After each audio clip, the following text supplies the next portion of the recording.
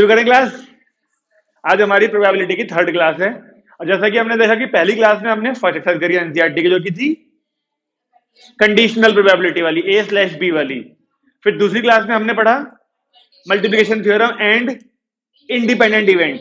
Multiplication theorem हमारी conditional वाले फॉर्मूले से ही बन जाता था फॉर्मूला। इंडिपेंडेंट के लिए A इंटरसेक्शन B की प्रोबेबिलिटी इंडिविजुअल प्रोबेबिलिटीज के प्रोडक्ट के बराबर अगर होती थी तो दोनों इवेंट्स हमारे इंडिपेंडेंट होते थे, अदरवाइज नहीं होते थे। ठीक है, तो क्या हमारी ये दोनों एक्सरसाइज के सारे क्वेश्चन खत्म हो गए?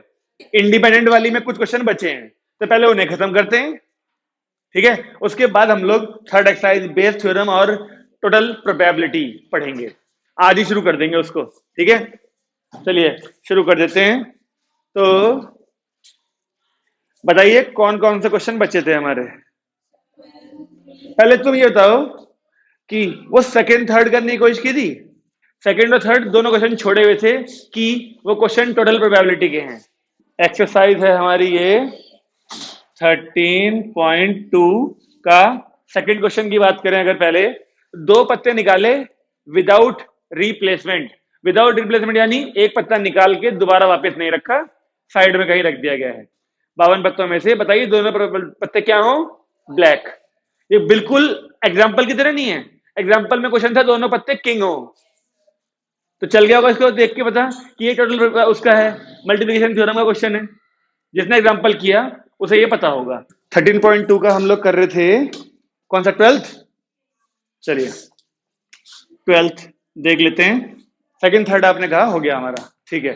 12th में देखते हैं, एक डाई को 3 बार फेंका गया। एक डाइस को 3 बार फेंकने का मतलब 6 की पावर 3 यानी 16 आउटकम्स। खैर, फिर हमसे कहता है प्रोबेबिलिटी बताइए an odd number at least once. Odd number at least once का मतलब क्या हुआ? फर्स्ट सेकंड थर्ड की तो बात ही नहीं कर रहा हूं। कम से कम एक बार ऑड नंबर आना चाहिए, कम से कम एक बार। तो इसमें कितने केस गिनेंगे आप? किसी एक पे ऑड आए वो सारे केस भी आएंगे, किन्हीं 2 पे ऑड आए वो सारे केस भी आएंगे, किन्हीं तीनों में ऑड आए वो सारे केस भी आएंगे। तो आपके हिसाब से जरा बुद्धि का इस्तेमाल करो और सोचो।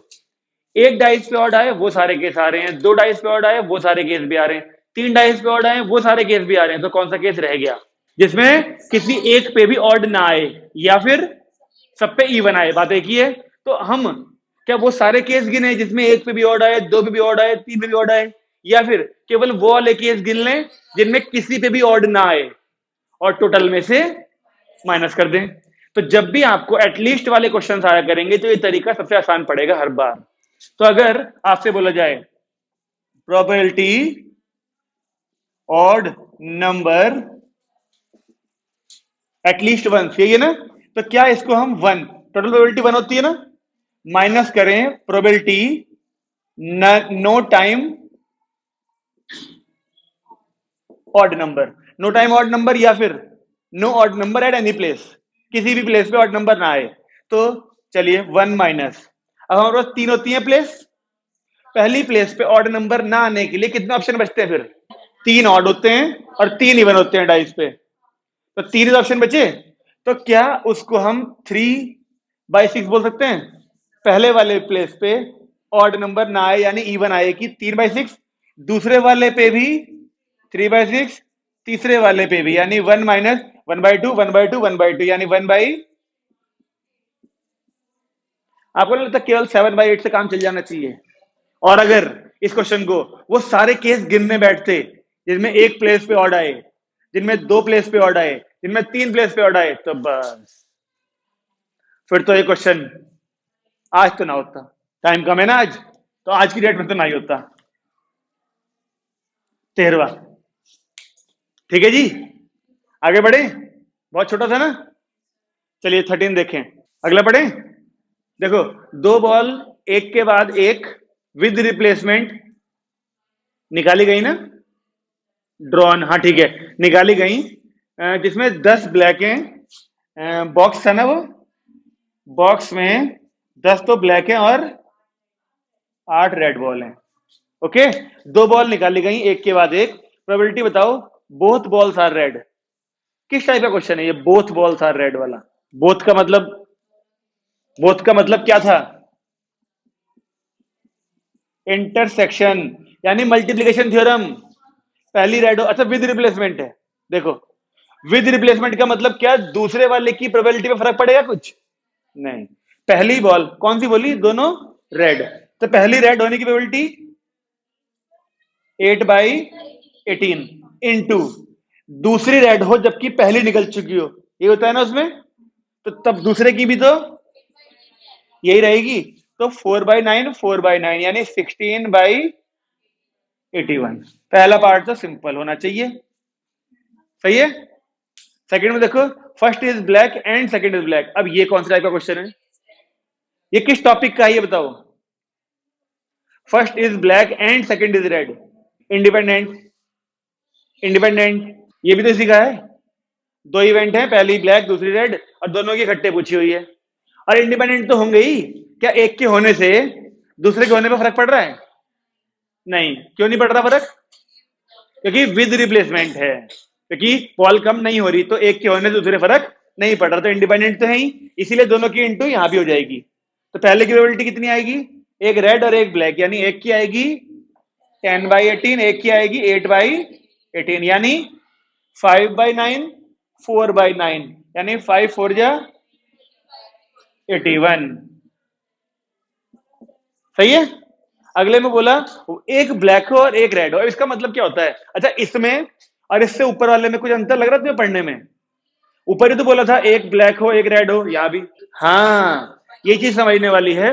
पिछले वाले में कहा था पहली ब्लैक दूसरी रेड, तो ये एक ही केस होता है, पहली ब्लैक होने का एक ही केस होगा, दूसरी रेड होने का एक ही केस होगा। लेकिन अब बोला कोई एक रेड हो एक ब्लैक हो, तो अब ऑप्शन क्या होगा, प्रोबेबिलिटी, पहली अगर रेड निकली तो सेकंड ब्लैक होगी, फर्स्ट अगर रेड हुई तो सेकंड ब्लैक होगी, या अगर पहली ब्लैक आ गई तो सेकंड रेड होगी।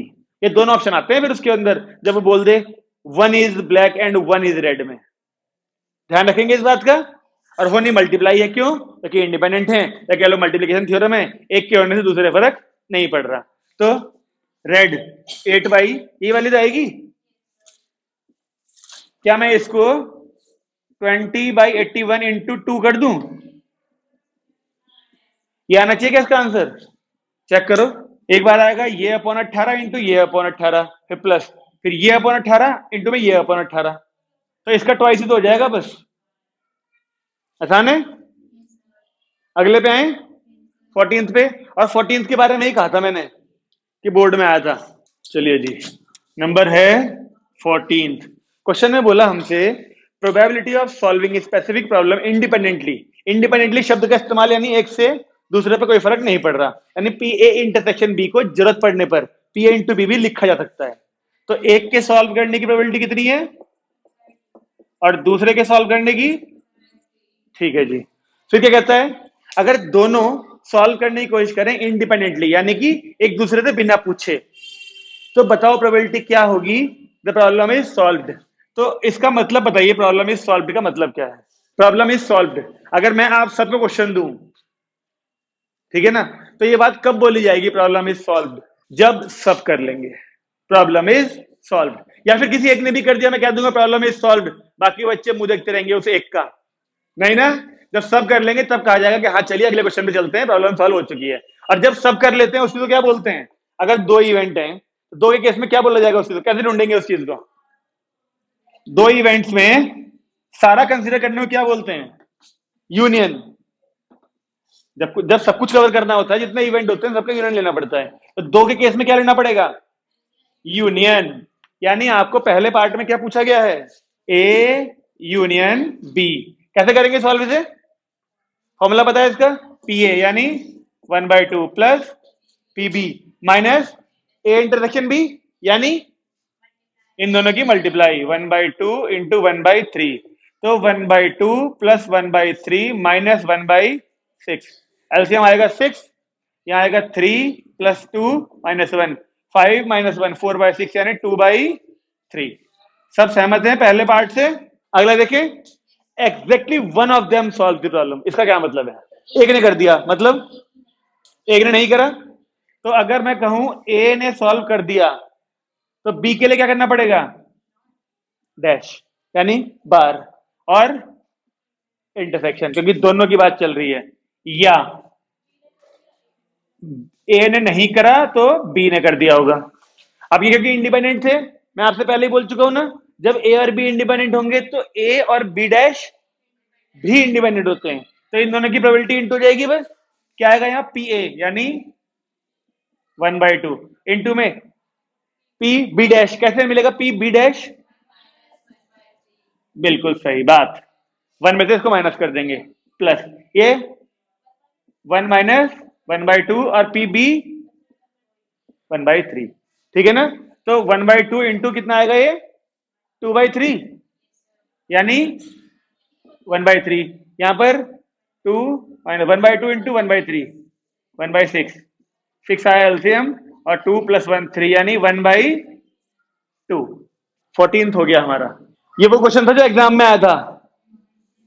अब देख लो क्या है, कुछ है नहीं इसमें कुछ खास, बस पहले वाले पार्ट में जो यूनियन निकालने को बोला वो लैंग्वेज में बोल दिया, इसलिए थोड़ा क्वेश्चन अच्छा हो गया ये। सही है, आसान है ना। तो कुल मिला के हमने बस 3 ही क्वेश्चन कर पाया तो। अच्छा, तुमने 15 तो पहले कर लिया होगा ना, देखो उसमें इंडिपेंडेंट चेक करने थे, ठीक है।